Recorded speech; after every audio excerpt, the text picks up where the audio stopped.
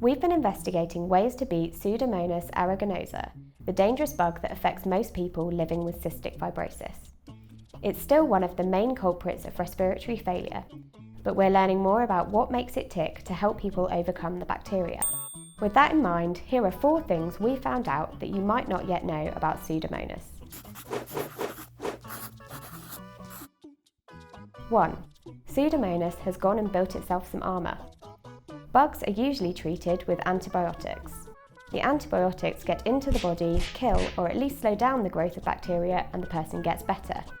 The problem is Pseudomonas has launched a countermove. It has built an armour made up of proteins and DNA called a biofilm to defend itself. The only way to get around this is to use stronger, older and potentially dangerous antibiotics, and that can lead to even more complications like kidney damage, allergies and hearing loss. 2. Good viruses trump bad bacteria.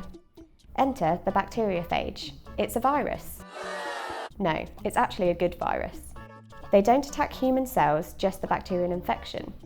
Basically, bacteriophages seek out bacteria, drill inside and blow them up so they release hundreds more copies of the safe virus to do the same to more infections. Bacteriophages aren't actually that new. Canadian scientist Felix Durrell discovered them 100 years ago in his search to cure dysentery. He used all sorts of clever experiments to prove that bacteriophages really were self-replicating, even though no one could actually see it happening at the time. But when Alexander Fleming discovered penicillin, Durrell's work became largely forgotten because everyone thought penicillin was the ultimate cure for bacterial illnesses. But don't worry, Felix, CF scientists are bringing you back. 3. The science in CF is sound. This is Isaac. Hello. He has been working on using bacteriophages on the Pseudomonas bug. His early findings show that the bacteriophage is effective in killing Pseudomonas when antibiotics can't. So I have a game. It's called the Virus Hustle. The lungs that we have up there are infected with Pseudomonas. They're represented by the balloons.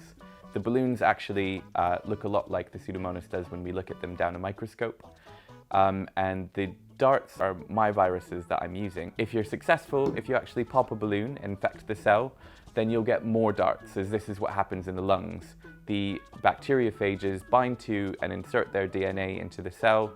They kind of hijack it, build tons of copies of itself, and then they burst out of the cell and can go on to infect other cells. 4. Sputum might be another problem altogether. Sputum might be another problem. Sputum in people with CF is thicker and stickier than in those who don't have the condition. This makes it difficult for antibiotics to get around and fight infections.